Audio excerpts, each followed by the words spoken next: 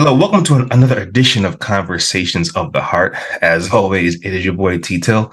Very, very special guest in the building today, Tanya White.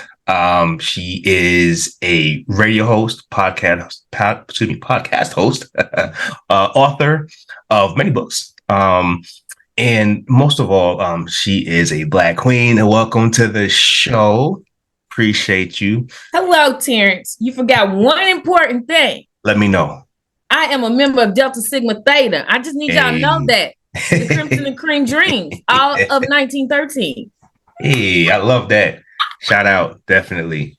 So appreciate you coming on the show here today. We're going to get into a couple different things. We're going to get into them books. That's for sure. I want to hear a lot more about those books, where we can get them, your radio show and things like that. But we talking at first here about long distance relationships. Absolutely. You know, there's a lot of things going on about long distance relationships. You know, so a lot of people can't do them. They're not successful, things like that. So I kind of want to hear your journey surrounding long distance relationships. Me personally, I successfully did one until we kind of came to a point where we moved in the same place. But the journey was there. But I want to hear about your journey, Yes. you know, with long distance relationships, and how did that start and how did it go? How did it start? I've been dating like most people all my life. All my life. Jesus, all my life I've been dating. But I believe in each decade you get wiser. You get to know who you are as a person without compromise or apology. And you get to like dismantle all the superficiality of what dating is and what the songs tell you as a woman you should want in a man, or a man should want in a woman, what movies, all that. And so when my only successful long distance dating experience occurred, we met right before the pandemic, February 7th, 2020. Ooh-wee. Yes. Pandemic. Yes. And I must say, we was on a dating site. Not gonna give the dating site name because they ain't giving me a check turn. Facts. You see what I'm saying? I already know. So we was on a dating site. I had been on this dating site before. And let me go back a couple of years, 3 years before that. I was in therapy for, some trauma, some grief, dealing with my job, and then grief with my parents who had passed years before. And plus I was approaching the big 50. I was thinking I was like 47, and yes. Fitty, you don't know. All right, ladies and gentlemen, she's punking me. Ain't no Fitty over here. There's no Fitty. Listen, you gotta relax. I'll be 53 this year, New Year's Eve. 53? 50 to the 5-3. Wow. Look amazing, by the way. I get it from my mama and my daddy, honey. Yes. When they say black don't crack, it don't crack. It does not. And we're going to talk about that mental health. That's very much what it is. And so I was approaching 50 and I'm in therapy, paying this woman for years and saying, I want a healthy relationship, talking about relationship, where you want to be when 50. Well, I want to be in a healthy relationship, blah, blah, blah, blah, blah, blah, blah, blah, blah. I was blessed to have not only a Christian therapist, but a Black sister. So all those little Black cliches and Christian cliches, X them out. So her question was, okay, you want all this, Tanya, right? I was like, yes, I want it. Yes, I want it. She said, what are you doing to have a healthy relationship?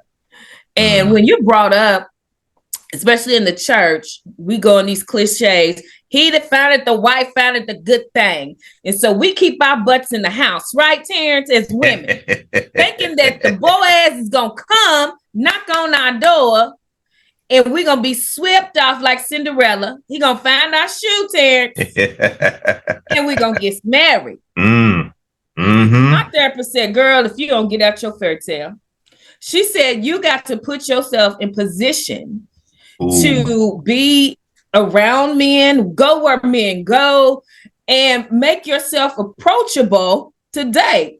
And I was like, wait 1 second. Approachable. She's like, Tanya, because I'm the quintessential professional driven work, business. Yeah. And I'm telling her all this, forgetting she's my therapist. So she's heard everything about me, right, Terrence? They know. They know. So she made me in that session like do a dating outline, just like I would do for a book that I'm writing. For my professional career, have goals. She made me do that, and I'm like, I'm not doing all that. Where am I gonna meet? So I had to commit to going to unfamiliar places that I was not used to going, like games by myself. Like I do like sports, but when you go with a group, and she brought this to my attention, she's like, you need to go by yourself, because when you're with a group of your friends, you're not approachable, because all the guy sees is a group of women. Is that true, Terrence? Yeah. So I'd say like this. So especially growing up, man, like you go to certain places, and especially if you're in a group of women and there's like maybe like 5 of y'all, and like maybe it's just me and my homeboy or something like that. And it's like, yo, we know what it's about to be. Like women, they act very different when they're in groups. Like, you know what I mean? They might talk to you a little crazy, might try to embarrass you, like, I get up out of here, you know what I mean? Or some other things, So sometimes being rejected in front of a bunch of women is a little tough for sometimes for men to handle. Now there's some men who don't care. They're gonna do ride out. But for a lot of men, I can tell you, like, oh God, like there's 5 of them. Yeah. There's always gonna be one that's a gatekeeper. Maybe 2. So I gotta get through that one to get to the one I want. It might be a jealous one who want to block. Like I just like, it's like, you know what? There's another one over here that's like kind of by, so maybe has one friend with a and see, we never think about that, because we were not groomed to talk about dating with the other sex. We always talked amongst ourselves. I don't know about you growing up, but when we got together as a family, the women folk were in one room, the men folk were probably outside grilling or watching something. Sports. Yeah, watching sports. And so that's where the conversations of relationships happen in same gender groups. And so when my therapist brought that up, exactly what you said, I was like, really? First of all, what you said was very important that I don't think many women understand. Men are fearful of rejection just like women. I did not realize that until my therapist brought that to my attention. Because again, we have these stereotypes. Men are men, they're macho, they're not afraid of anything. If they look, Terrence, this is one thing. If they really want you, they're gonna come for you. There's a lot of stuff going on right now. There's a lot of things being said right now. Well, if he don't want you, if he's not gonna come get you, then maybe he likes men, or like it's like what I think a lot of things that I think women sometimes don't understand is sometimes even the men that aren't afraid of rejection, they get tired of rejection. I think that's the other thing. It's like, even if I don't fear it, sometimes I get tired of like just approaching and chasing, and then women sometimes, they get in their stuff depending on who you talk to, and they look at you crazy. They like try to like, it's like extra things sometimes to extra. Like, and it's like, what? When we in a group. Yeah, we are extra when we're in a group. And what I'm saying is, I did not realize that until she brought it to my attention. I was like, never thought about that. But I did experience, because I'm one, like, especially when I'm a huge New Edition fan. So I always Me too. Travel. See, I know I just went to the concert like 2 months ago. I just went to the concert. Come on, Terrence. See, I knew I liked you. I'm just saying. I mean, I'm there. Listen, I'm there. So when I go to concerts in other cities, I usually go by myself, because first of all, I'm not waiting for my friends. I'm the 8th member, and they need me whatever city I'm going to. So when I go places like that to myself, like I went to Vegas when they got the Soul Train of Music Award went by myself. My friends were like, yeah, you go by. I went by myself on the plane, everything. But when she said that, I started reflecting on those when I'm by myself. Men do come to me because I don't have all the group around me. And like my therapist said, I'm more approachable because it's just me. And then it's just me and that guy one-on-one. And so I said all that to say, sometimes we got to rethink all the junk that we learned about dating. Yes. That hasn't been working. Because you're still alone, right? That's a fact. Singing them sad songs. Yeah. And so when you're really at the point where you want a healthy, loving relationship, you got to get rid of the list.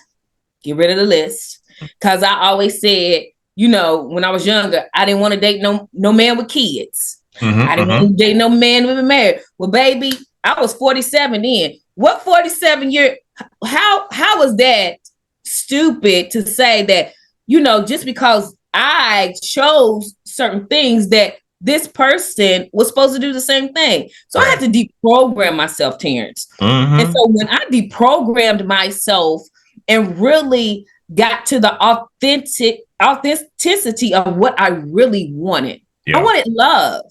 I wanted a man who was a family man. Whether it be that he was married, had kids, whatever. I wanted somebody who was a family man, who was loving, who around people, not just friends and his homies, had a presence that people felt safe. They felt that they could approach him, and they felt emotionally safe that they could, talk to this person. So when I start getting to what I wanted and getting out the superficial, okay. So I had to do what my therapist said, try things that I hadn't tried. Even though I had tried online dating, I gave it another try with a different mindset and a different heart. And I'm telling you, men and women, when you clean out the gunk, that what is that? Secrets of law of attraction. That's for real. Yeah. And so what happened was I had gotten ghosted like a month before I had this session with my therapist. And so she was like, give it another try. And I was like, okay. So I'm cleaning out all this gunk, right, Terrence? And getting to, because now I'm really like 8 months away from 50 at this time. And I'm like, okay, I want love. Where am I going to get it? I know how to date. I know how the dating scene is. I want love, okay? And that's the difference. Dating, to be in the dating mix and wanting to attract love in a long-term monogamous relationship, that is different. Because dating, people think, oh, you're going out to dinner with this guy, this girl. You don't have to do all that when you want love. Because when you get all the gunk out, you attract who you are. Right. And so when I get all the gunk out, I said, okay, I'm gonna give it a try. What my therapist said, Terrence. I'm not gonna hold this dating site against the guy who ghosted me. I'm gonna give it a try. And literally that same night, I got this inbox from them handsome guy. I love smiles and I love dark chocolate. That's my you know what I'm saying? You stick to what you like physically, but that's not the only thing. Right. It was just, I can't explain it. When you see somebody's picture and you feel the vibe coming off the picture. Gotcha. Yeah. That's how I felt with him, and that's how he felt with me. And so when this was his opening, Stefan, he was like, OMG, what a beautiful smile.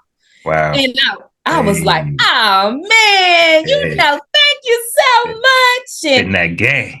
Yeah, because I like an OG too. He was, he OG and the salt and pepper goatee. I was like, he's in my age range. So I spit my little game too, because men like compliments, don't y'all, Terrence? Listen, that is a fact. And now men may not know how to take compliments, but y'all like them. That is a fact. That is a fact. When it's genuine and when it's coming from the heart. Yeah. And so I did. I went, and you know, certain things, ladies, how a man responds, you be like, this is a real one right there. Mm-hmm. Because he's going to respond in a way that not stimulates your body, but stimulates your emotions and your mind. And it's complimentary. And that's how it was. We did our back and forth bantering. And I'm all on my list. I said, I want somebody respectful and chivalrous. Mm-hmm. And so I'm old school, traditional daddy's girl. And so my daddy always taught me how a man is supposed to somebody they want and respect how they're going to approach him. And so when Stefan approached me that way, this is how I knew. I was like, oh, this is a different one. He said, do you mind if we talk on the phone? Because I want to have a phone conversation. You know, most men shoot at that time, they would shoot me their number. Dude, look, let me tell you something. Don't shoot me their number. Because I'm not gonna call you. I don't do that. You know about that? I'm gonna tell you about that. Not about the calling, because I actually prefer calling a lot too, right? Mm-hmm. But in my experience, though, I think with dating and things like that, a lot of women don't like calling. It's like, text me, and if I don't text you, I don't like you. Like, it's no, for real, right? And so, like, so a lot of times, like, you end up exchanging numbers with people, and like, you start texting them, they text me back, you're having these heavy text conversations, and that's just kind of how it's programmed nowadays, especially to date, right? And so when I met, my current girlfriend, I kind of assumed it was the same thing, right? So I was texting and then texting, and like, she wasn't really like, hitting me back like that. So in my mind, at first, me coming from New York City, they different. So like, y'all fast. I was like, yo, she not really like, okay, like, I get it. She's not really interested. All right, no, all right, cool. So I said, look, I'm gonna call one time, and after that, I am done. Yeah, done. I ain't chasing nobody. All right, so I called, and then she didn't pick up, but I left the message, and then she called me back. And when she called me back, it was like, boom, like, just done. And I was like, so then she was like, I'm not really like the texting person type. I don't really like it like that.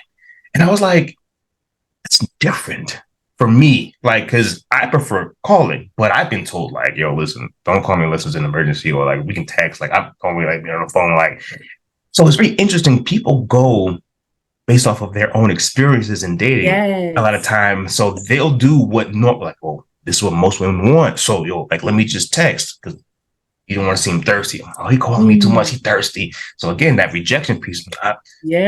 You don't know what to do. So and that goes back to being on the same page and cleaning out the junk. Yeah. And knowing what you want, because even, because I'm a talker. Mm-hmm. So first of all, I told you I'm 50. He was 58. We don't got time to be doing our fingers cramp. You know what I'm saying? It's not. Let's have a conversation. You'll think when you hit a certain age, you be like, So when he asked me for my number, because I was used to men just, oh, you so beautiful, give me a call, throw me your number. First of all, I'm not that woman. I'm not gonna call you first, because then, for me, in my mind, if I do the first call, I'm doing the chasing and pursuing. Got it. And then and people, some men ain't thinking like that, but they will react like that because of that. Mm-hmm. And I'm not that girl. So when Stefan said, May, do you mind if we exchange numbers? Can I have your number? I was like, oh, he's chivalrous. You know what I'm saying? He asked. And I said, well, of course you may. I'm still putting on my stuff, Terrence. You know what I'm saying? He said, would you mind? Yes. If I, yeah. We don't get to the music, because we were both music lovers. So, and so when we would exchange numbers, and he was like, I think it was like on a Friday night at 10 o'clock. And he said, well, do you mind? I can wait till tomorrow, but do you mind if I call you tonight? And I was like, yeah, my parents let me talk on the phone at midnight on weekends. And he said, oh, you funny. So I was like, but it was like, he is asking, he is being chivalrous and respecting me, even though it's a Friday night, respecting my time. Right. Literally, we talked to about 2:00 that morning, nonstop, like we had known each other for years. And so with us both talking and, having conversation, this is the first conversation, breaking the ice. And so we both felt comfortable. Yeah. And so yes, he's going to ask, can I call you tomorrow? I was like, oh, shucks, this, he is for real. Because, it's different when you ask via text. But when you ask via voice after we've had a great conversation, I was like, he didn't assume that, it was okay just to keep calling. He asked, can I call you? And so, of course, it continued, sent after we hung up, sent, it was a great talking to you text. I was like, 2, look for it. So after 2 weeks, and this is what I love, it was just like I'm a romantic. I had my own brown sugar moment. You know what I'm saying? Hey, love that. Love that. Yes. So we lived an hour away. He was in Indianapolis. I'm in Louisville. 2 weeks, we're talking every day, it's not superficial conversation. We're having conversations because, like I said, I'm almost 50. He's 58. He's gone through 2 divorces. Was, really what impressed me, Terrence, is that he was in the middle of trying to finalize the divorce. Now, ladies, some women was like, oh, I'm not dating no one until, the papers are signed. Let me tell you something about divorce. He talk to him. Talk to me. It ain't simple and easy. Never. Especially when you got assets. Oh, yeah. 100%. Especially when, because Stefan was retired military. So he had good benefits. Oh, yeah. He had the bag. Yeah. Terrence, come on. He had the bag. Yeah. So, it takes we already know what's up when it comes to that. Come on. So she wasn't signing. Because, even though she the one stepped out on the marriage, she wanted to have her cake and eat it too. Ooh-wee. And so if you're trying to wait until, I'm not dating, or we ain't dating until the papers are signed, you may be waiting for about 4 years. That's a fact. You got that's what that cleaning out the junk is, Terrence. Because especially when you get older, and Stefan, his first marriage, they were married 24 years. That's a long time. Very long time. Very long time. And then the next one, they was married 5 years. And so I am, I'm thinking, okay, he's point blank honest with me. He's like, I'm a simple man. I love.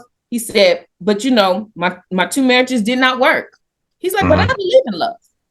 For him to say that as a man and to also put forth the effort, I said, yeah, he is not looking for, someone he could just show off.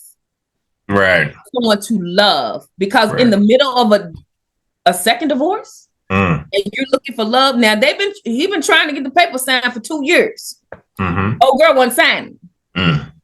Because she wanted to have her cake and eat it too. So women, you got to really watch what you say and ask yourself, why do I think the way I think sometimes when it comes to relationship? Is it you? Is it your family that's putting in that? Because I had to, when I was cleaning up my junk, you know what I'm saying? Where did I learn this from? Is it really what I want?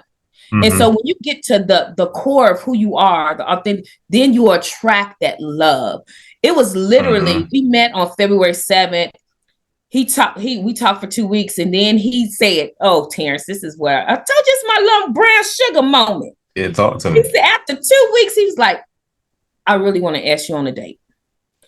He said, I don't want to assume that, that you're just automatically going to date. He said, would you mind if, I asked you to go out on a date? I said, I would love it.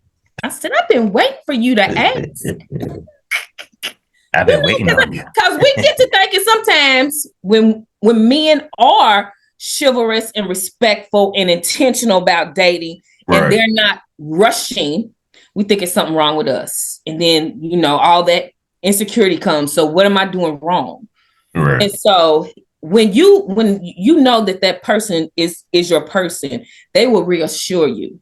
Because what he told me he was like, I'm very, careful. He's like, I understand that you may be thinking, this is what he said, I'm not divorced yet. He said, but we have not lived together in 2 years. He told me the whole thing. She was even living in another state. Yeah, but she just wouldn't sign the papers. And what impressed me the most, Terrence, is that she had a daughter. It wasn't their daughter together. But because she left the marriage, her daughter was still in college. Stefan allowed her daughter to stay there. He said, I'm not going to put her out just because her mother left. This child is trying to go to school, and I don't have any problems with her just because me and her mother didn't work out. She is welcome to stay here as long as she wants. When he said that, I said, okay, that's a real man. Let her stay there. And knowing, you're going through a separation and trying to get divorced, the child is talking to a mother. He didn't mind that at all. Because his relationship was the mother that they trying to get divorced. He had been in her life since she was like 8, and now she's 18. Only father that she's ever known. So no, he's not going to sever the ties. That impressed me too. So once again, my sisters, don't be looking at all that baby, he got a baby mama and he's with no, you look at the person and the heart and you put yourself in that position and say, if that was my child, but I appreciate this man continuing to have a relationship with my child and giving her what she needs until she finishes college. That's a real man right there.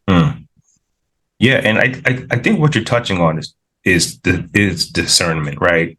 Because I think look, people do get burned, I guess, a lot, if people are or quote unquote not divorced, but then the guy is having his cake and eating it too, right? Yeah, right.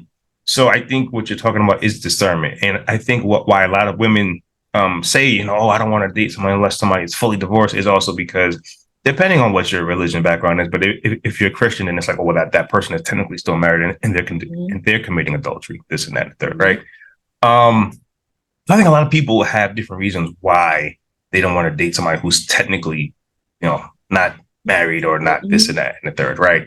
But nevertheless, the one thing that you're touching on is discernment, right? And it's, seeing the person.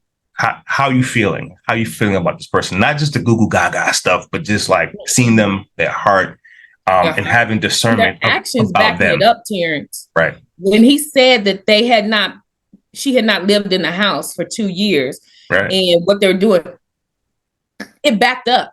Right. Not because, when he invited me to visit, of course, he was telling me, this is, such and such is her daughter. And then when we have conversations, she would share, his mother would share, and it all lined up. So you got to listen, not only to what they say, but what is said about them and how they act. And so every person's situation is different. Yeah. And so when we met, we went on our first date 2 weeks later, had a great time. And this is one thing too. He lived in the city I loved. I had always gone to Indy. That was my love hangout spot. Oh, so yeah? Thinking, we can go on a date. I come to Indy. He said, no, you will not. He said, no, you will not. I will not have you come to Indy, drive to Indy on a date, our first date. No, I'm coming to you. I said, well, okay. He said, absolutely not. He said, no, you will not. Because I'm thinking, Indy's my place. He said, no, you will not. This is our first date. I'm coming to you.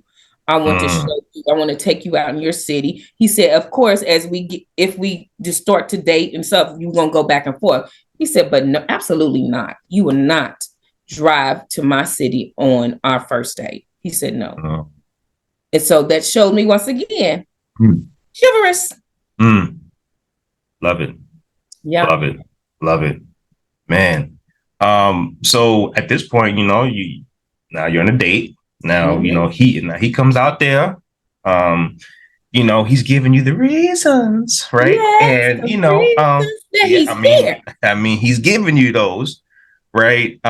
So how did that first date go? So what y'all do?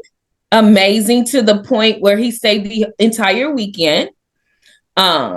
we had planned because it's the first date. We don't know. We had great conversation, but we don't know how we're gonna vibe in person. It's so familiar. Yeah, good. Yeah.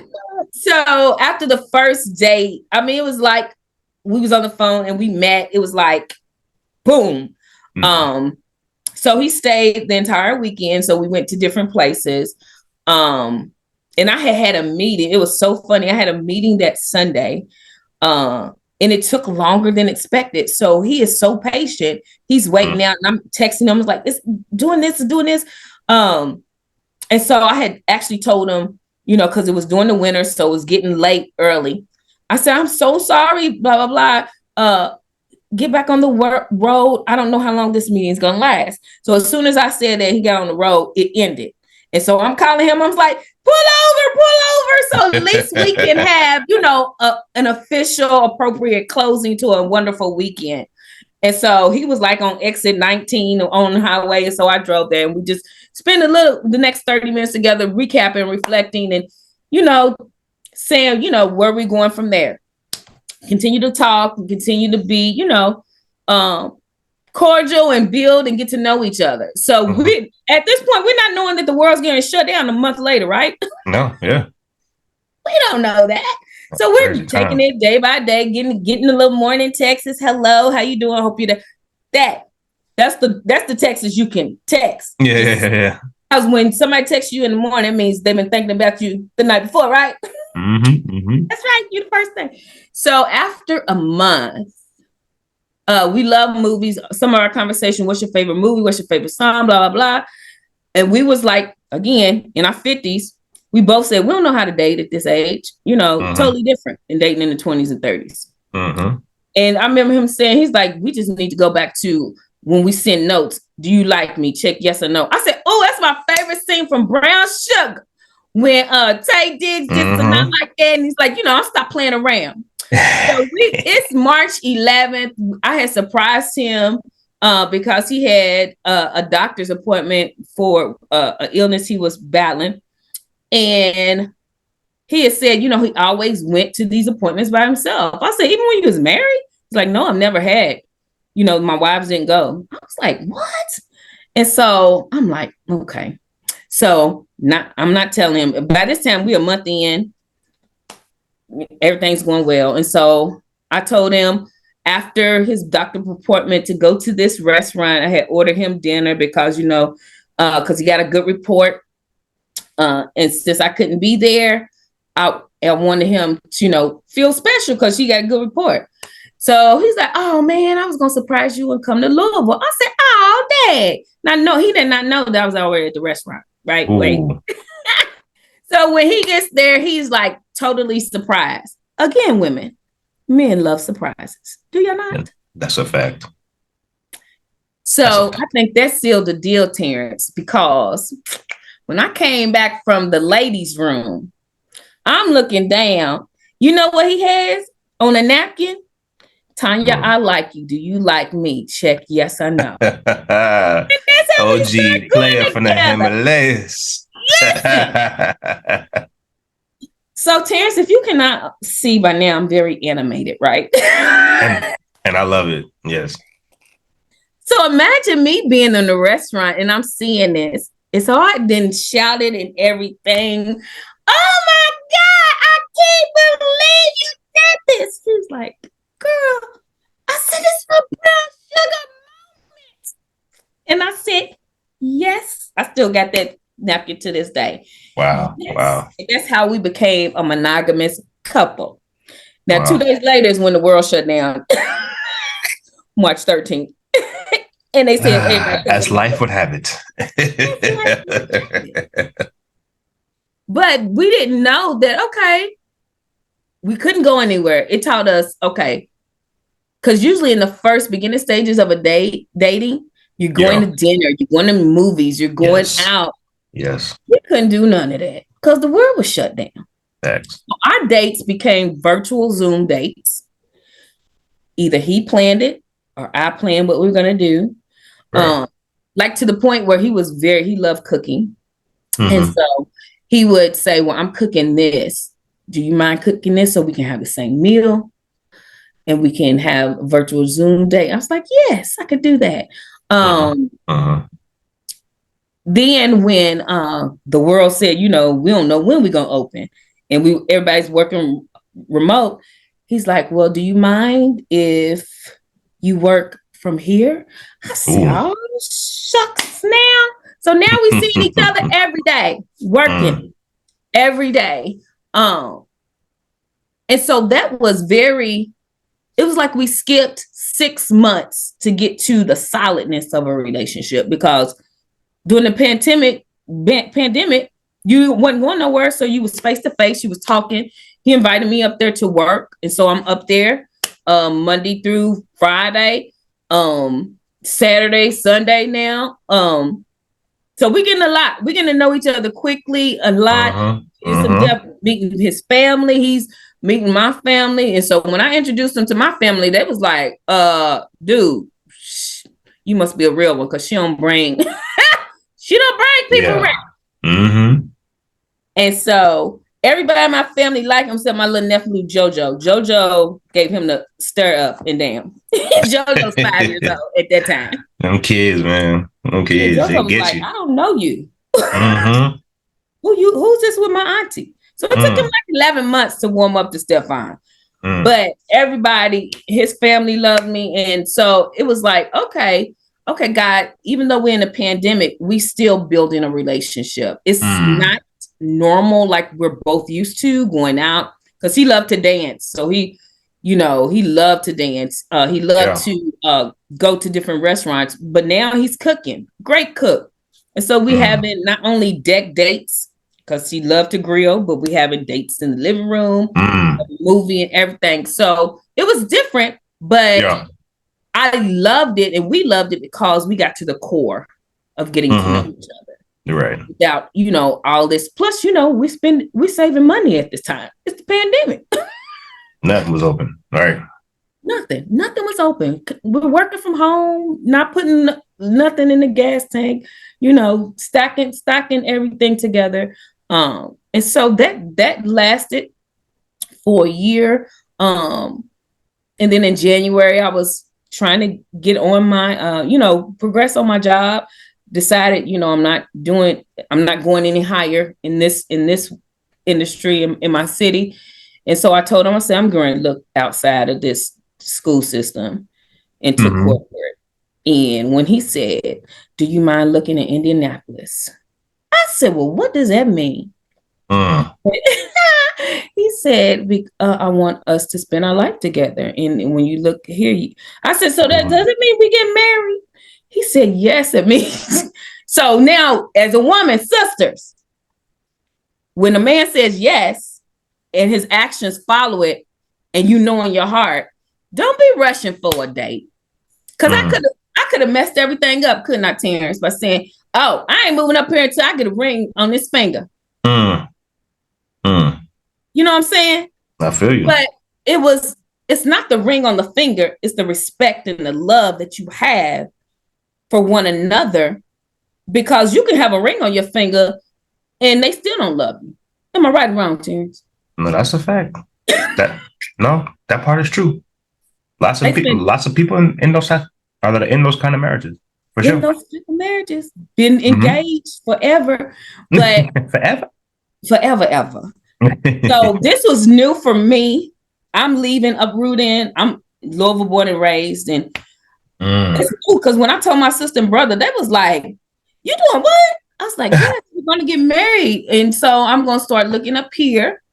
And literally, I had applied for 49 jobs, as assistant principal, district things for over like a year and a half. When I started applying in Indianapolis, it took 4 jobs, and I got offers for 2 of them within a month. Wow. So if that doesn't tell you that, okay, God is opening doors for you in this long distance relationship. And we talked about, what it meant, what me moving up there meant.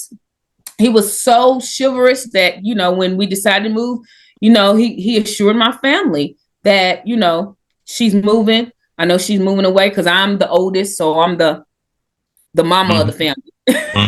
So he assured them that he, I was going to be taken care of, and if they are welcome to go there anytime, and all this, just to know that I'm safe. And so when you are on the same page, and you have to listen and see people's actions. There were these red flags that you have sometimes in toxic relationships. We never did have them. I think we only had 3 arguments, and they were so minute because I think it's getting tired of each other because it was the pandemic. Right. We didn't see it, but we always talked it through. It wasn't holding grudges. Right. Which is so great. Long distance relationships, they can work if you work. Basically, that's what I'm saying. They can work if you work them. And I know he said he wanted to spend the rest of his life with you and plan those things.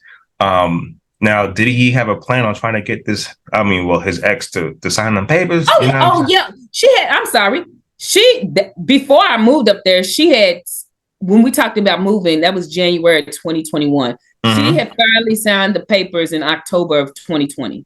So that was done finally. Beautiful. He was like, Lord, I don't know what took her so long, but yeah, she had finally signed the papers. And sometimes, when they know that you're dating someone, they still dagger that thing. So it was all like divine, because he had been trying for 2 years to get her signed. And then I guess, I don't know what she thought, but she signed them, and it was in October, and he got them. And when he got them, he was like, "Thank you, Jesus." But yeah, it was done before we had that conversation about me moving. Right. Awesome. So y'all was ready for the gusto. Y'all. Yes. Yeah. What you gonna do? Yes. Y'all was on do for love. Like y'all was on that thing. Absolutely. Okay. We loved each other. And I don't tell a lot of people that, but he was so respectful that when it came to the physical intimacy, we were not doing that because he wanted to be completely divorced, and then we wanted to take the time. And so that was not even a part of our relationship because he was still married. And then I guess we're going to get to the other part of it. But so you can, once again, it's my sisters. I'm talking because I'm a woman. I can only talk for the sisters. A man can say and restrain from having physical intimacy if he wants to. And he'll give you a reason. And you don't have to think, because sometimes you'll think, Terrence, in your mind, oh, he's getting it from somebody else, blah, blah, blah. Especially if you're in a different city. If you're thinking that's because you still got junk in your life, or the other person is showing you signs and red flags that they are doing it. Yeah. But even though we was working remotely, when I would come home, it wasn't like, oh, why are you leaving? Or what? It wasn't like that. He'd be like, okay, sweetie, I'll see you when you get back. Blah, blah. He said, I know you got to take care of some stuff at home, blah, blah, blah. It wasn't that controlling, insecure, jealous stuff. Not at all. Not at all. Okay. So life is beautiful. You moved out there. You got a job. You do. I got 2 jobs. You got 2 jobs. Man, you had 2 jobs in the pandemic? Man. Yeah. Everybody was losing their jobs in the pandemic. You had 2. Well, in education, yes. A lot of people was leaving, especially the old heads, because now it's technology driven. Yeah. Full blown. And if you were not, I would, if I'm close to retirement, I don't want to learn that either. I'm getting ready deuces. So that's what happened in education. But I had a summer job. And then when school started, I started at the same school where I was working at the summer program. Right. So yes, I moved to Indianapolis on June 6th, 2021. Everything was beautiful. We was excited and ready. Then life was lifing, Terrence. Life lifed. We had been dating at that time for 16 months. And so June 6th, started my job on June 7th, the summer job. Then June 11th, he was not feeling well. So I took him to the hospital. And ladies, you know, it takes a lot to convince your man to go to the hospital. Why is that, Terrence? Fellas, we gotta do better. Well, listen, I'm not that guy.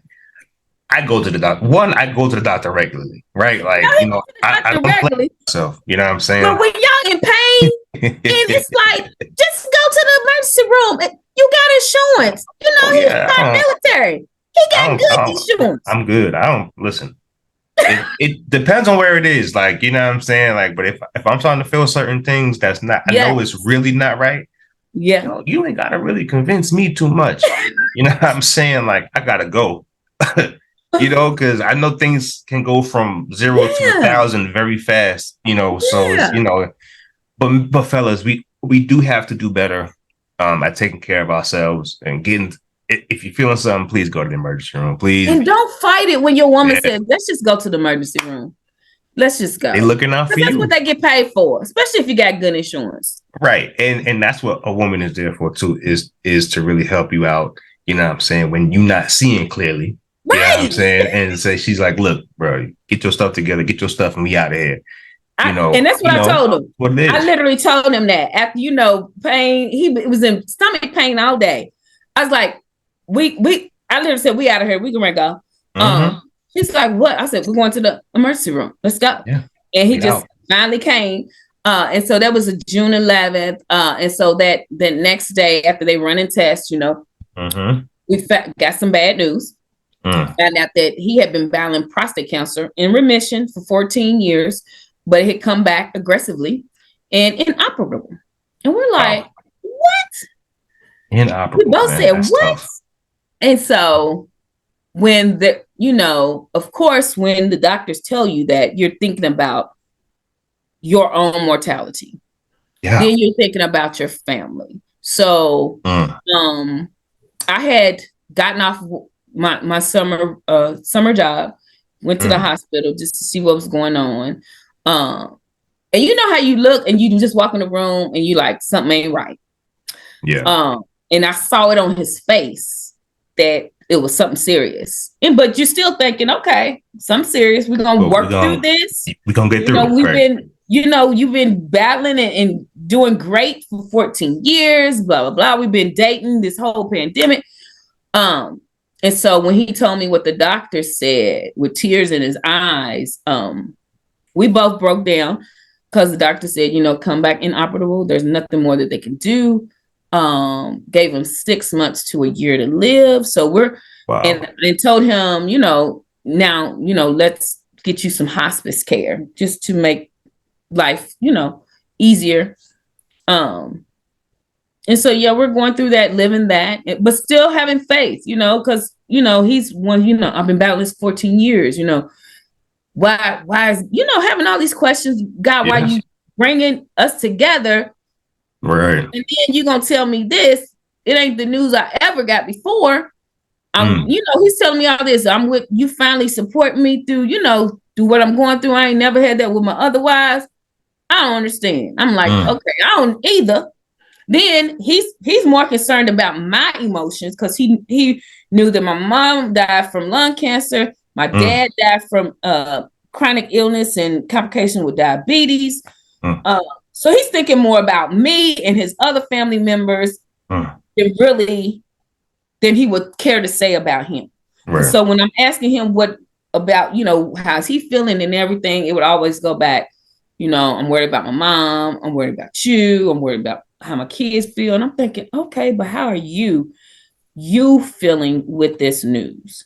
That's men right there, man. That's men. And so when, ladies, once again, when a man tells you how they feel, finally, it's going to take them a while, especially when you're dealing with something so, when your mortality, when you're thinking, I'm about to leave this earth. Everything we plan on and asked this woman to marry me. She done left her family, left her, not that I wasn't going to do that, anyway, because I loved him. He loved me, but it wasn't like he forced me to do that. But this is what he's thinking as a provider, as a protector. And that just made me just love him even more, that in the midst of his pain, in the midst of his mortality, he is thinking about what are the people I love going to do?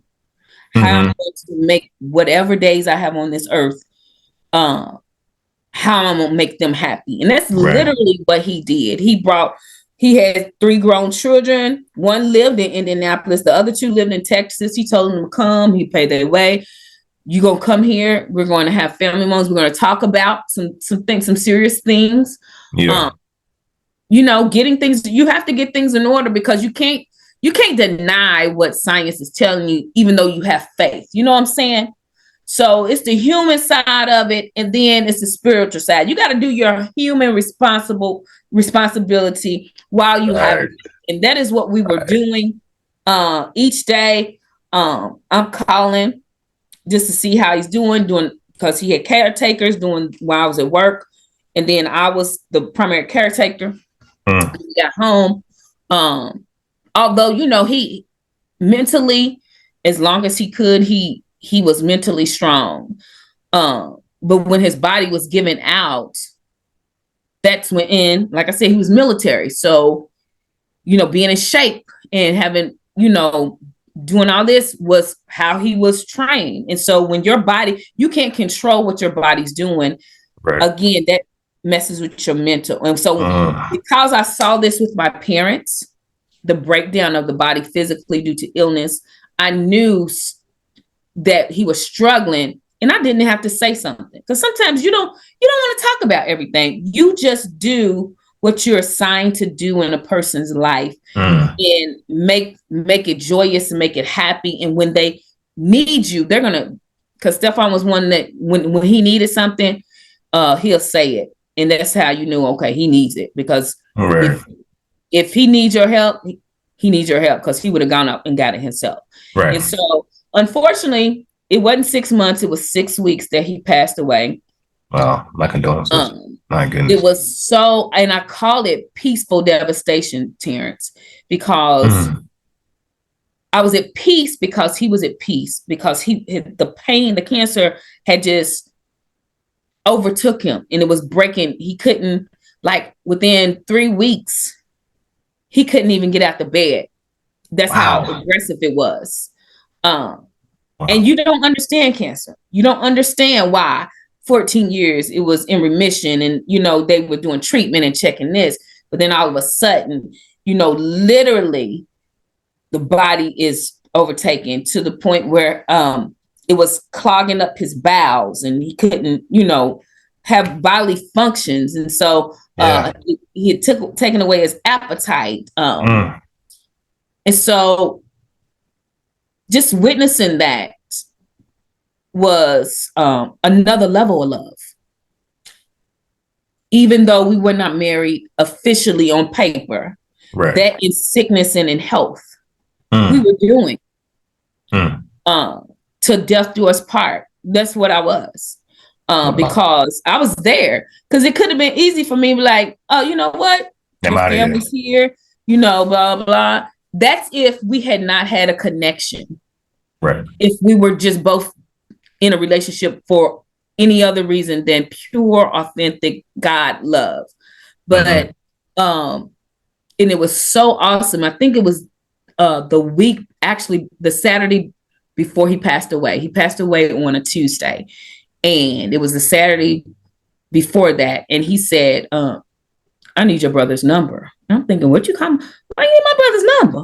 Yeah. I'm gonna need you to take care of you. What is going on? And I'm in caretaker mode at this time. Not black. I'm like, babe, what you because now at this point he's struggling to have regular oxygen.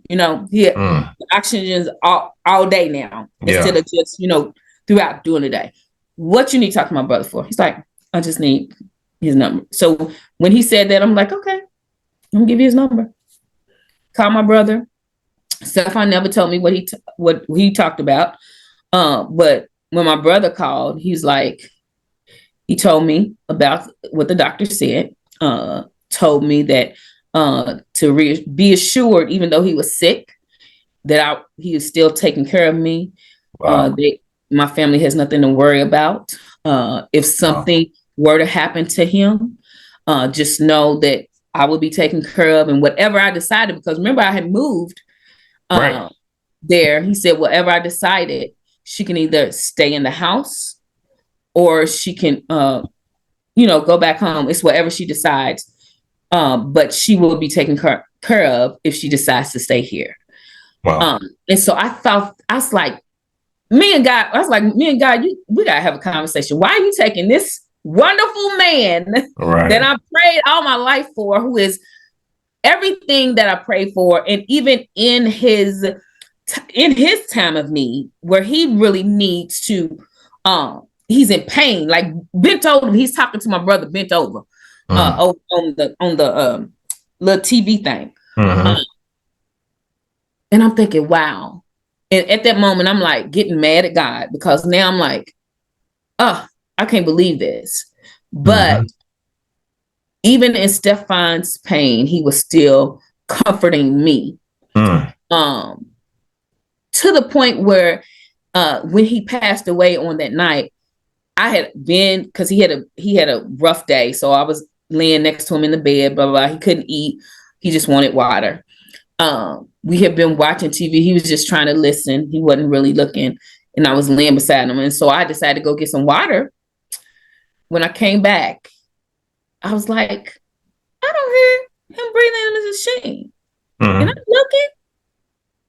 And it was like he waited till I left his side to go to the other side, so I wouldn't feel uncomfortable. I don't know what he thought, but to me, that was even another act of chivalry to say, okay, let me go on to the other side while she's away. Because again, I'm still dealing with my parents' death, because I was there, when my dad died. I was there, taking care of my mom and seeing her decompose. So it was just me, him, and his dog that became my dog, Darla Mae, when he passed away. And so now is when I'm like, oh my God, now I gotta call his family. Then the coroner has to come over there. So what you don't know is when somebody dies at home, they just don't come get the body. It's like 4 or 5 hours, because they got to examine it. They got to do all their protocols. So in this 4 or 5 hours, my honey bunny, is what I used to call him, he's laying on the other side in heaven, but his body's laying there. So I'm still in, still in the room, because I don't know what was going on for me, Terrence. I just call it peaceful devastation. I'm still in there talking. The dog, Darla's right there, because she doesn't know. She's a dog. She just thinking he's asleep. And while his daughter is calling all the other family members. And so when they finally took him out is when I had my moment, because now I'm knowing, okay, this is final. And so, so in that moment, when I'm calling my family to tell them, they are devastated. And then everybody follow my love story on social media, because I'm radio host, and now I found love finally. So when I tell you social media was devastated, they were, but it was comforting to know that even though he passed and we were not officially married on earth, our hearts and our spirits were so connected. We were man and wife. And to this day, and I just saw his mother last week when I was in Indianapolis for Expo, and she still calls me daughter. She's like, you're my daughter. I don't care. She's like, you my daughter. You forever be my daughter. And so we talk every week. Yes, in the beauty. And she's always done that. Like a few months we married, because she said, I see the smile that my son has when he's with you. And I ain't seen him smile like that in a long time. And so she had always called me her daughter, but still to this day calls me her daughter. And so like I said, I never liked dogs, but Stefan's dog, Darla Mae, came with me. And unfortunately, she passed on the 13th from pelvic cancer, Darla Mae. So I've had her for 2 years. And I had to put her down because my baby was not feeling, with dogs, she wasn't feeling. Yeah. And so that's another level of grief. I'm having this tangible pet as a constant reminder of Stefan, and now she's gone. But knowing that just another level of love and openness that I even experienced with the dog, that we were meant to be. So once again, ladies and gentlemen, don't shun long distance relationship. In my experience with Stefan, and I believe, because even before he died, he said, "I'm sorry that we won't be married on earth, but I know you're a great woman and you will have a husband. So do not give up on life or love." Wow. And so I know I'm going to have another love story and have a husband, but it's just, you got to take a risk and you got to know what you want, and you both have to be on the same page. Communication is key, and being honest with each other. Take all the superficial out, and get to the heart of what you want. Wow.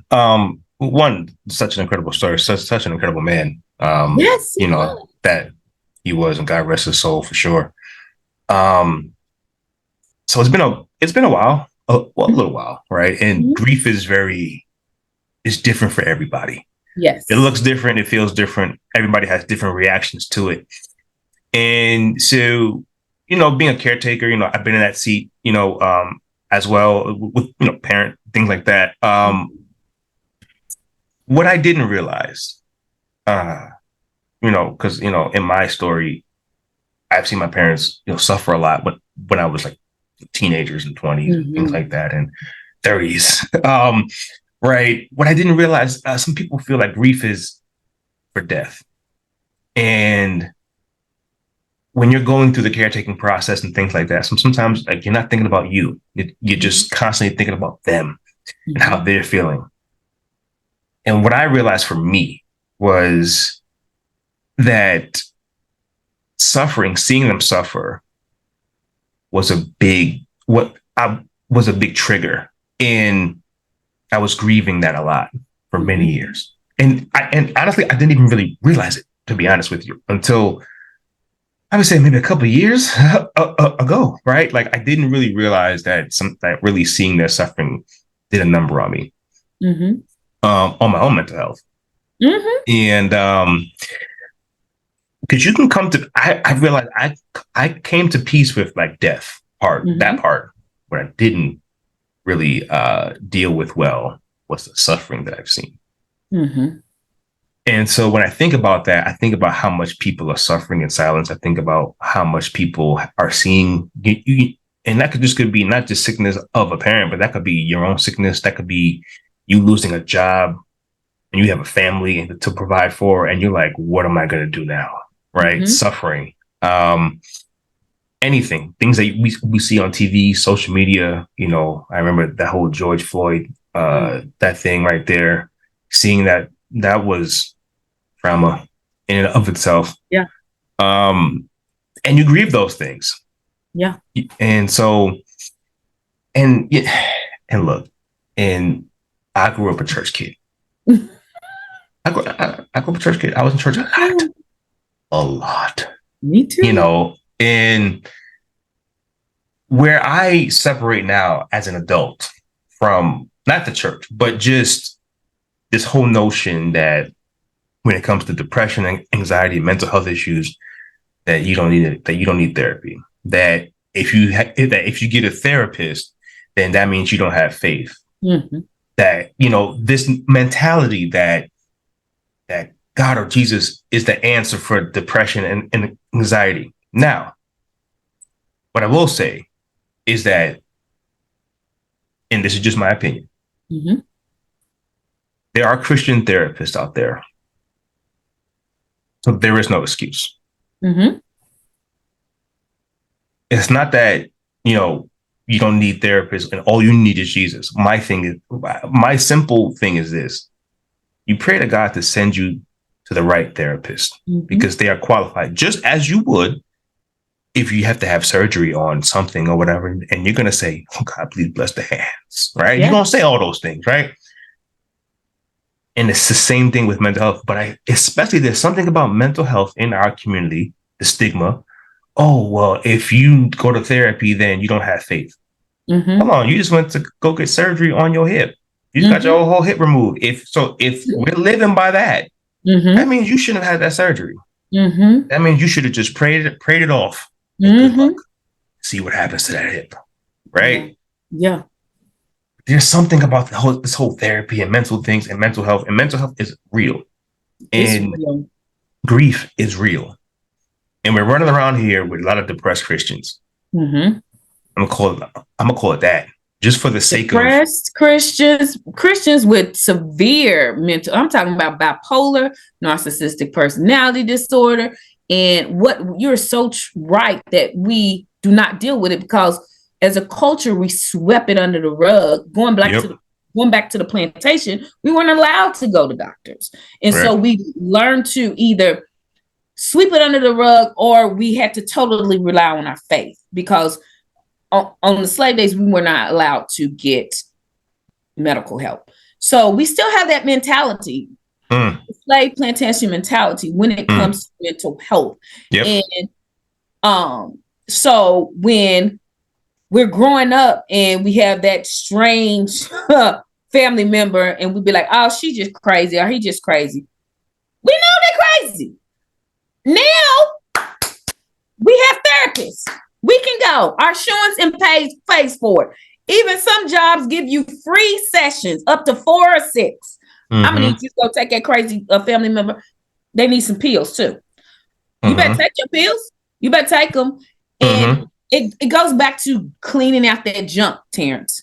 And what do you want? Do you want to be healthy mentally and emotionally and do what you need to do? Right. Or do you want to say, you know what? This is what they say, but it's not biblical because a lot of the prophets were depressed in the Bible. And yes, Jeremiah was sitting by the tree and the Spirit told him to get up. He had to do something. He just couldn't sit there and pray. You have to do something. And so stop taking the scriptures out of context. And God wants us to live a life of joy and happiness. He said that I come that you may have life and have it more abundantly. And so when you're not living the abundant life and you're not taking advantage of what you need to be it, hey, stop. Yes, it's just like physical health. If you got diabetes, you're going to do what the doctor says. So if you got a mental health problem, you need to do what that therapist says. You have to do something. And you know what's unfortunate part, and as much as I love the old school kind of set us up because the thing about it is, even with physical health, you know how many people are physically ill because they're just waiting on a miracle. Still drinking the big red pop. I heard a people say, the doctor told me I got diabetes, and I rebuked that. I'm gonna drink my big red pop anyway. I was like, okay, you gonna have a attack. If you got diabetes, you shouldn't be drinking. First of all, you shouldn't be drinking that. Right. But he said it in his sermon. I was like, this is what I did not know, if I did not think with my mind about God and about the Bible, I would believe that. And that's where we've been taught, and it's been brought down to each of our homes about what it is to be faithful or what it is to have faith. Well, if you do it, well, if you go, and that's the thing. People talk about. I want to touch on that. What you just said. People rebuke everything. I'm not claiming this. I'm not claiming that. That's not of God. And I'm like, no, it's not about claiming it. Your numbers tell you that you diabetic and have high blood pressure. Your numbers tell you that. Your numbers. Right. I'm not saying that you have to claim something, but what I'm telling you is take your blood pressure medication. Take it. JC said men lie, women lie, numbers don't. The numbers don't lie. Numbers do not. Right. And these are the things where sometimes it's frustrating dealing with, especially Christians that are so heavily minded that they're no earthly good. Say it again, Terrence. It's very frustrating dealing with these kind of people now. I'm not gonna tell you a lie. Like, been brought up in church all my life, and I'm trying to tell you, it is something about certain Christians that are so heavily minded that they're no earthly good, to the point where they will damage themselves physically. Sometimes God gives you common sense. Yes. And faith without works is dead. That's that period. So it's like, put in the work, go to therapy, put in the work, go to the doctor, know your health, know your numbers. We sitting here living in the clouds. Well, don't get there faster. Yeah. If you keep messing around. Jesus if you don't do what and take advantage of the health people that he put on this earth, you're gonna be with him quicker than you think. And people say, oh, I'll just go talk to the bishop, or I'll go talk to my pastor about my problems. I'm like, your pastor probably need therapy too. And one, as we've seen throughout time with pastors and preachers, priests, and it's they could use some therapy now too. Yeah, the pastors are losing their mind to the point of suicide. So don't think, just because you don't think that your pastor needs a therapist, or they may not tell you they go to therapy, because it's a personal choice. Right. Just don't assume. Don't live your life through what you think other people are doing. Right. And sometimes and many times, unless your pastor is a licensed therapist too, he's not qualified. He's qualified for spiritual things. Sometimes you need to distance yourself, because if you my pastor, I just need you probably just to be my pastor. Spiritual because I ain't gonna tell you a whole lot of certain things, because you're my pastor, and I want you in my mind. I don't want you to judge me. So you probably need to separate. Maybe your pastor, if he or she is a therapist, can refer you to somebody else. Mm-hmm. You know, and if he or she is not qualified, then they're not qualified. They're qualified to lead you spiritually. Yes. But when it comes to this mental health, there should be, actually in the church, there should be a mental health professional that works with the church. Because all we do is give good sermons, hallelujahs, take the collection plate, and send people off on a high on Sunday. And then they're back depressed on a Monday. See, now this is a problem for me. Because we're not giving tools. No. We're giving sermons and speeches, right? But we're not really giving tools to our congregations. We're not providing them with real things, right? We're providing them with it's like a high. And you go to church and it's like a high. Oh, I'm ready to take on a week. And then Monday, you're like, oh, I'm still struggling. Yeah. Or sometimes Sunday night turns. And it's a quick turnover. Yeah. And it's after that high wears off, and you can read all the scripture you want. You can do all those things. And there's nothing wrong with that. That's what I'm saying. So I don't want it to be misconstrued. Read the scripture. That's not what I'm saying. But do other things to get your mental health in order. Grief is real out here. Mental health is real. It's taking people out, especially men. Yes. It's taking everybody out, but it's taking men out, men committing suicide. Yeah. Double the rates as women. Yes. And in the Black community, you know, when I was growing up, suicide used to be a white issue. Yes. All the after school program movies about suicide were white. Yep. Now it's just as many Black suicide cases. Yes. Men and women, yes, boys and girls. Yes. And so we need a spiritual covering, but we also need we need life counseling as well. We need life counseling. Yes. Right. From people who are qualified. Your best friend is not qualified. It's good to have a safe space, though. It's good, which is what we need to have, a safe space with friendship. Yes. But when it comes to getting that work in, you go to a gym, you go to a gym, you'll get a trainer. Hold on, wait a minute. Why didn't you just pray to God to get muscles? Right. Hold on, man. You could have prayed to God to get muscles. Time out. You know, if that's where we're going, then hey, pray to God and then get the abs. And get the abs. That's what's gonna happen. I wish it was that easy. It's not, but what do you have to do? You go to the gym, you gotta put in some work, you gotta get a trainer, put in some work. Right? But when it comes to our health, it's like, no. You gotta just pray everything away. We're not claiming nothing. And it's like, fam, we're not saying you gotta claim everything. We get it. Look at your numbers. And first of all, go to the doctor. Go to the doctor. Let's start there. Go to the doctor because I haven't been to the doctor in 5 years.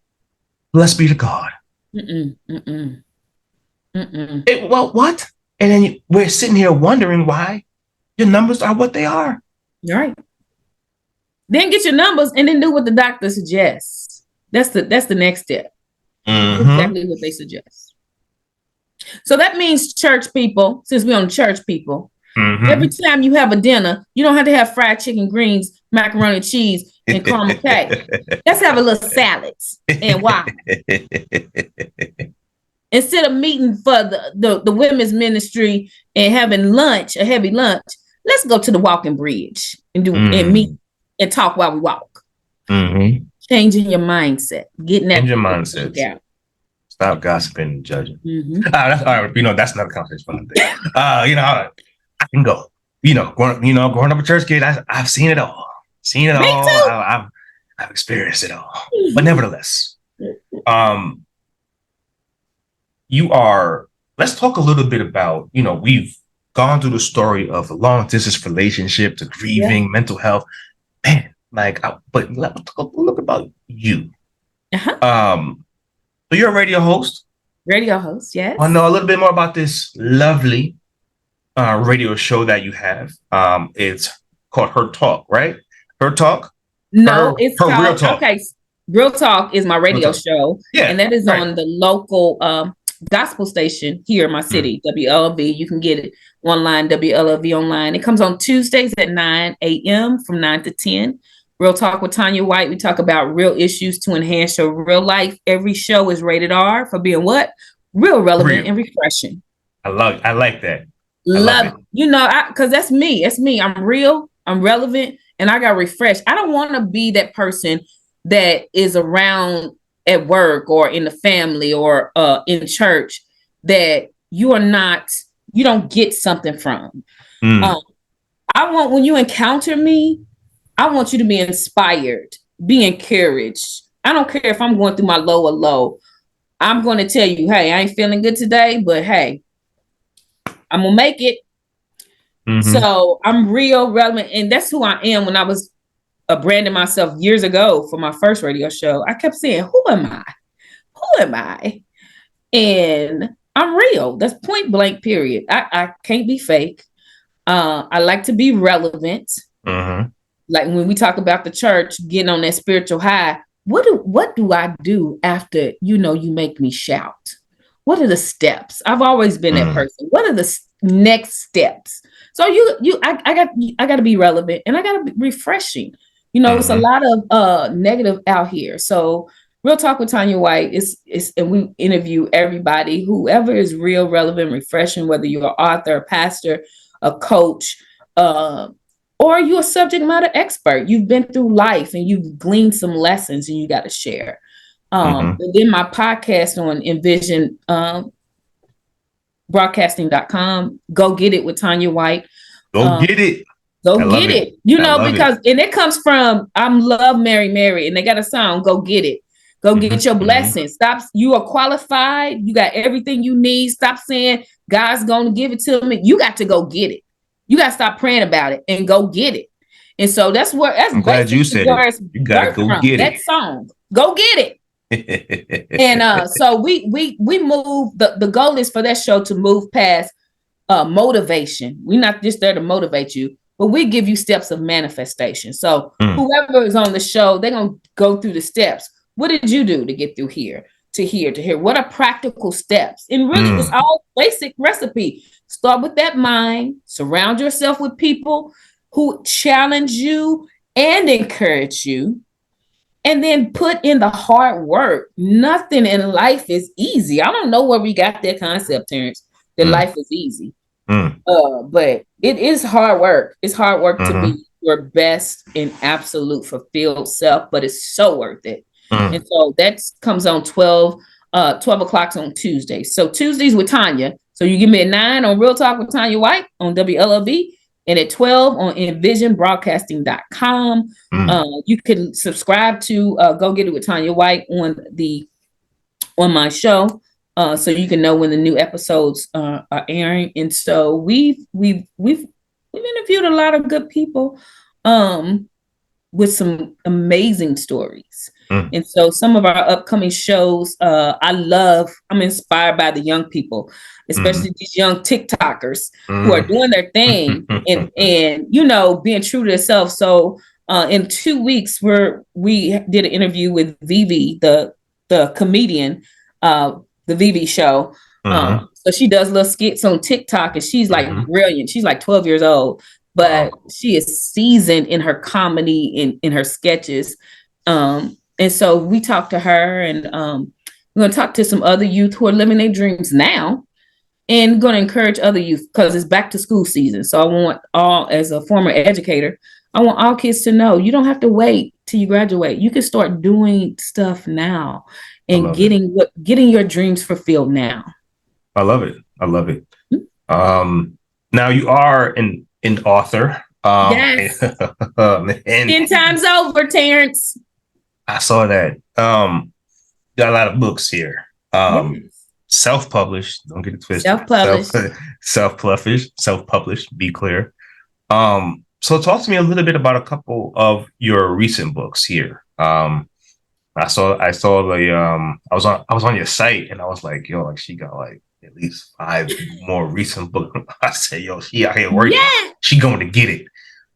Listen, I love to write. Writing is my therapy. And so when God gives me the inspiration to write of what I've been through, that means I'm healed to a point where I can write from a place of healing. And so our 10 books, my 10th book is called Affectionately Lynched. And so it is what it is. It's dealing with system-wide workplace injustices and healing from the trauma it causes. And so a lot of people believe that what is going on in Florida with Governor DeSantis doing all these things with diversity, equity, inclusion is just something overnight. No, this has been strategic for years, for decades. In education, I was in education for 20 years. I started off as a special education teacher and then a school counselor administrator. It wasn't until I got to the table, the decision-making table as an administrator, that my lynching started. And people saying, what is professional lynching? It's just like lynching. They're not lynching us from trees. They're lynching us in the workplace through discrimination, through inequities in terms of promotion and hiring practices, even disciplines and demotion. If you look at the cases that go to court, now a lot of them don't go to court, but most of the workplace injustice cases dealing with racism and bias. And 2 out of 5 employees say they have experienced workplace discrimination. And for Black women, those numbers are even higher. Yes, they are. So don't let companies gaslight you, say, oh, we recruit and we want qualified minority workers and we can't find any. It's not that they can't find any. It's that the ones that they have, they are lynching and they don't want them, especially a Black woman. Once you get at that table and you are innovative and you're really trying to do what the company's mission is, it's just like that scene from Malcolm X, like Denzel, when they said that's too much power for one man to have. And then his downfall started with the FBI and even within his own organization, the Musk, because what he was called to do, people who are inferior, insecure, think that he was outshining them or out overstepping his bounds. And basically, he was living his life assignment. And so when you live your life assignment and under insecure and toxic leadership, you will be lynched. It's not if you will be lynched. It's, in this day and age, is when you will. So they cracking the whip and they want you to say your name is Toby instead of Kunta Kinte. So that book, listen, I didn't know it until it happened to me. Because we think, because I was in education, so I got the minority teacher recruitment scholarship. I got the minority administrative scholarship. So I'm thinking they really, really wanted this chocolate drop to change systems. No, they didn't want. No. They didn't want all of me. It's just like any other relationship that's toxic. When they can't control you, they start to condemn you and tear you down. So that's what professionally lynch is about, revealing it. And let's talk about it. So we can't be social advocates in the community, because I'm from Louisville, Kentucky, Breonna Taylor. And so when that was going on, and all these companies were saying, yeah, we stand with Breonna Taylor, and I'm looking like, y'all killing so many Breonna Taylors in the workplace. Y'all doing the same thing that police did. So don't miss me with that. So they'll say one thing publicly and do a whole nother thing privately, and it's time out for that. If we're gonna march in the streets, we got to march in the workplace and in the employee lounges and HR, all the way up to the higher level decision makers. So that is my 10th book. Go get that, please. Yes, on Amazon. It was Amazon's hot new release for weeks. I love it, and congratulations on that as well. Thank you. And if you go to her website, TanyaWhite.com, a list of her books. Tanya, Terrence, tell him Tanya. Oh yeah, yes. Because don't be clear, don't misspell it. Tanya WITE.com, please. There's another book that kind of, the title struck me as I was reviewing some of the books, and it's The Prayers of the Righteous and the Grieving Availeth Much. I want to know about that book. That is my dealing. I wrote that like in maybe 3 weeks. After I came home from Stefan, I relocated back to Louisville from Stefan, and you start thinking on some things. Some funeral shenanigans. Ooh-wee. You know what I'm saying? Ooh-wee. And some stuff people be saying, you be like, did they say that?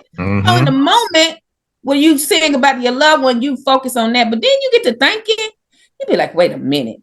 And people will say, oh, you need to let that go. You need to let it go, but you got to process through it. And so The Prayers of the Righteous and Grieving is like a balance. It's about 84 pages. 20 of those pages are for a journal, grudge-free grief journal.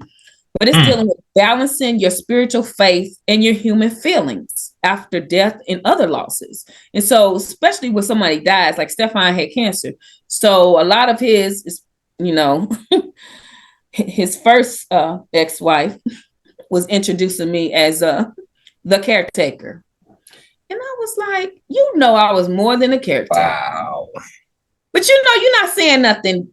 Oh, that was pretty shady. I'm not gonna lie. Yeah, but she was that type of person, even when he was alive. And so, but even though I knew she was that type of person, it's like, girl, let me process this. Because what I don't want to do is hold that in. So the next time I see her, she'll get my wretched side that I try to bear. Lose my religion out here in these streets. Listen, my wretched persona is called TT. And I tried to bury her years ago, but sometimes she slips up. Hey, sometimes she slips up when I don't process. So this was dealing with some processing, not just with Stefan, but even with my mom and dad's death, because grief is ever evolving. And so sometimes you be like, wait a minute, I'm still holding on to resentment and such and so. Because when my mother was dying of cancer, of course, some of her sisters forgot that I'm grown and I'm the executor. I'm the final decision maker. And so when I'm going through this, I was like, oh, I'm still holding a little bit of residue. And so in the back, it's really a grudge-free grief journal is what I call it. Right. I asked you some prompting questions, such as, I'm harboring grudge is towards such and such. Write the person's name. And I feel as though I've been wronged by them because they could have done you wrong and you may be justified in your anger, but you can't handle a grudge. So you got to process it through. So, it's like 20 entries. And if you need more, get your own journal. But that's on Amazon, Prayers of the Righteous and Grieving, because especially when we talk about that Christian, they think Jesus was just Jesus. Jesus was a thug. In the human form. Jesus tell you like the TI is, did he not? And look, I just asked y'all to pray. Y'all can't even pray with me. Y'all sleep. Y'all sluggards. Last time I checked, I think Jesus, didn't he flip the tables? He cleaned the church out, didn't he? Flipped it out. Yeah, we don't want to talk about that though. I think that's who DMX is talking about. Y'all gonna make me lose my mind up in here.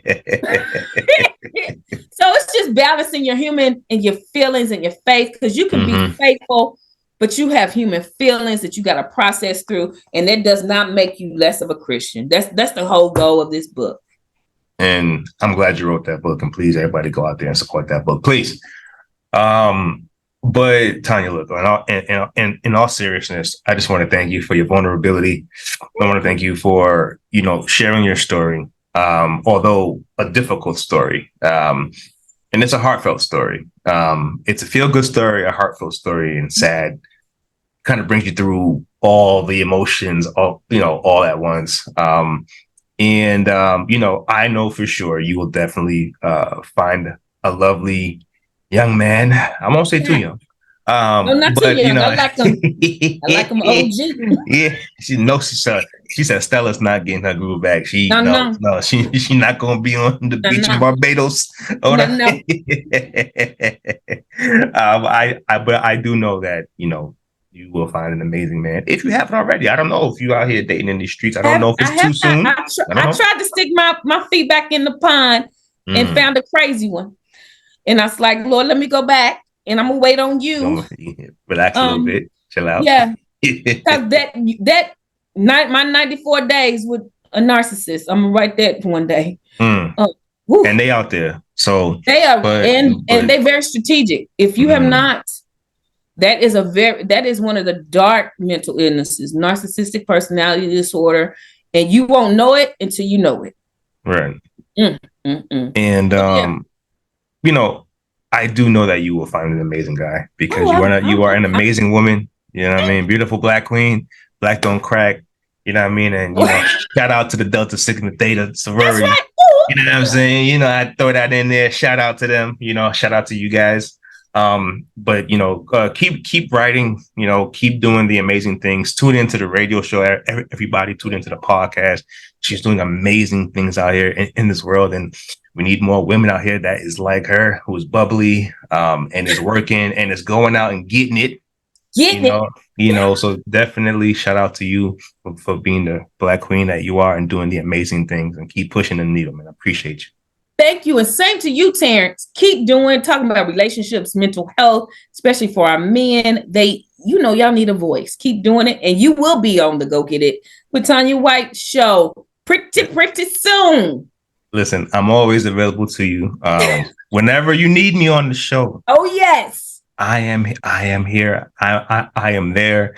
You just tell me the schedule. We work it out, and I will make sure that I will be there on your show as well. I promise. And if you're ever on the West Side, you already know. Come on. I'm coming to Vegas. Listen, let me tell you something.